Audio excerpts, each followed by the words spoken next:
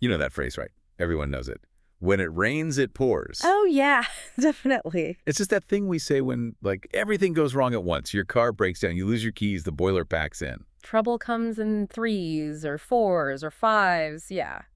It feels like a universal truth about bad luck clumping together. Exactly. Just bad luck. Yeah. But the sources we're digging into today, they argue it's not just an observation about luck. Not at all. No, they frame it as something deliberate, a kind of corrupted message. A cypher, they call it. That's it. A corrupted echo. Yeah. And honestly, this idea is pretty wild. Our sources claim this every day, saying hides well, a much darker and incredibly specific truth. It comes from what they call the divine cipher.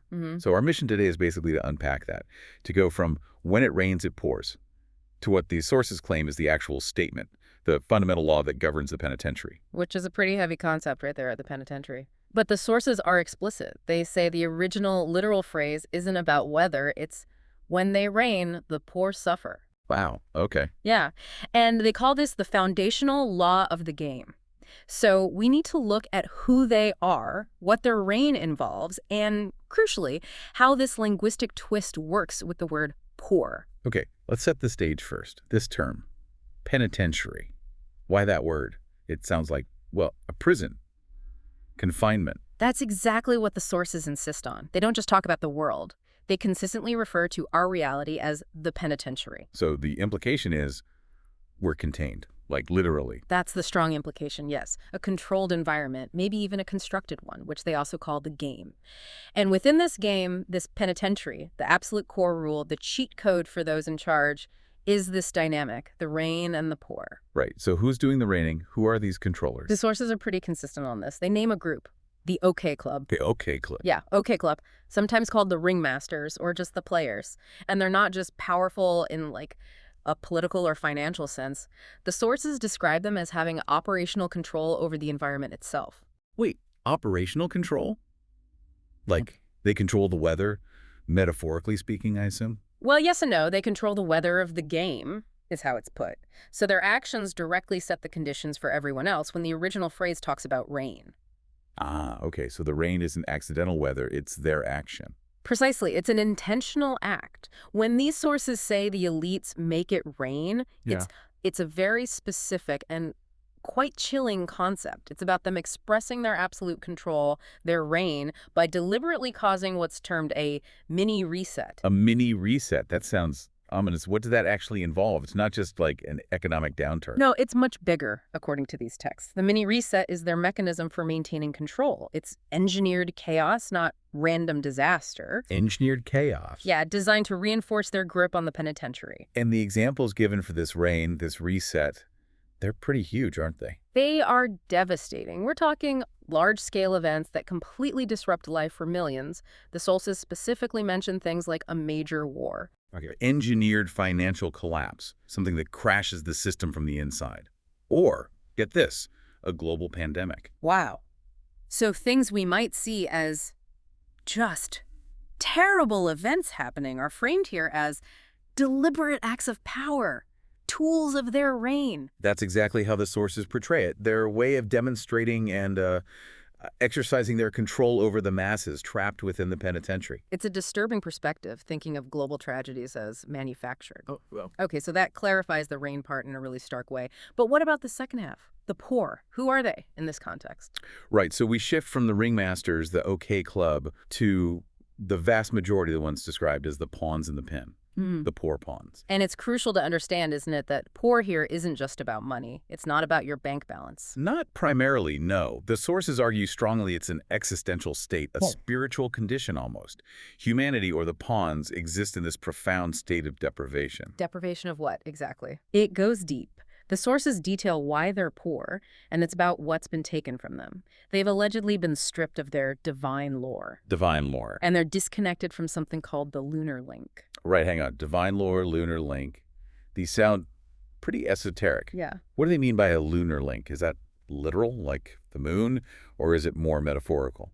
The sources present it as a functional systemic thing. The lunar link seems to represent cyclical knowledge, understanding natural rhythms, maybe higher states of consciousness, the kind of intuitive wisdom that empowers someone. So losing that link means losing access to that kind of power or understanding. Exactly. That inherent knowledge of how the universe or the game really works, it's been obscured or perhaps deliberately erased. This lack of foundational knowledge is key. So the lore is the knowledge base, and the link is the active connection to it. Yeah. And losing both leads To their current state, which is described as managed ignorance. managed ignorance. That really paints a picture, doesn't it, of deliberate control. And this state exists within the zoo. That's another term they use. Yes, the zoo. It's a deeply cynical analogy, obviously. It implies not just containment within the penitentiary's walls, but constant observation and, well, management. Like animals in a zoo. Environment controlled, feeding times set, watched by keepers. Precisely. The Ringmasters observing and regulating humanity like specimens. It really doubles down on the idea of the penitentiary being a literal controlled structure, not just a state of mind. So humanity has enough room to move around, but lacks the critical knowledge, the lore, the link to even understand they are in a cage, let alone how to get out. Exactly. That profound lack of grounding, that poverty of knowledge and connection makes them susceptible, vulnerable to the chaos of the mini resets. Okay, it's clicking into place now. The pawns, kept in this state of managed ignorance inside the zoo, they're the ones who suffer the consequences. They get wet, so to speak, when the Ringmasters decide it's time to make it rain with a war or collapse or a pandemic. It's a complete model of control, where power is maintained through engineered suffering. But the real kicker, the deepest layer of this alleged control mechanism, is hidden in the word poor itself. Ah, yes. This is where it gets really mind-bending, isn't it? The claim that the sound of the word is the secret. It is. This is what the sources call the linguistic axis of power in the game.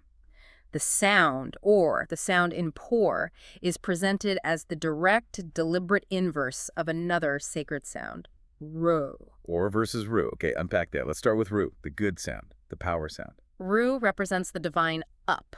Think about words with that sound structurally. You have the roof, which could signify the top, the boundary, maybe even the dome of the penitentiary itself. Containing the power. Right. And you also have the rook, the castle, in chess, symbolizing the monarch's celestial stronghold, moving powerfully across the board. Ru signifies ascension, divine connection, the power held by the controllers above. Okay, so ru is up, powerful, celestial. Then or must be. The inverse. The profane down. The sound of being trapped, contained. Think about the physical things with that sound. A door. What does a door do? It contains you, keeps you in a room. Exactly. It keeps you indoors, trapped within the penitentiary structure, and of course the state of being poor. So the very sound or in the word poor is like a sonic lock, linguistically reinforcing the state of being trapped indoors, cut off from the power of ru. That's the claim. It's presented as this incredibly subtle yet powerful form of social engineering embedded in language itself. The pawns exist in the state of or contained, powerless, while the ringmasters operate from the level of ru ascendant. Powerful. Wow, okay. So let's bring it all together. The original phrase, when they reign, the poor suffer, isn't just about elites causing hardship. It's encoding this deeper structure. Their reign, linked to ru power, is fundamentally built on maintaining the masses in a state of poor, linked to or, containment, managed ignorance, suffering the resets. That's the core dynamic of the penitentiary, as laid out in these sources. Hidden right there in a phrase we dismiss as folksy wisdom about bad weather. It suggests language itself can be a tool of that managed ignorance. So thinking about this, what does this mean for you listening right now? If these sources are right, if fundamental truths about power, control, maybe even literal confinement are embedded in everyday words, it demands a different kind of listening, doesn't it? A different kind of literacy. Not just understanding definitions, but hearing the potential structural implications within the sounds themselves. like trying to hear the world with the ru frequency instead of being stuck in the or frequency. That's one way to put it, yeah. It's about spotting the alleged architecture of control hidden in plain sight, or perhaps plain sound. Which leads to a really provocative thought, building on that ru thing, the contained versus the celestial up. What other common phrases that seem totally innocent might actually hold these kinds of inverted meanings? Meanings about containment, about being kept indoors psychologically or otherwise. Maybe look for words that talk about going up or down, in or out. Is that sonic inversion playing out elsewhere in the language we use without thinking?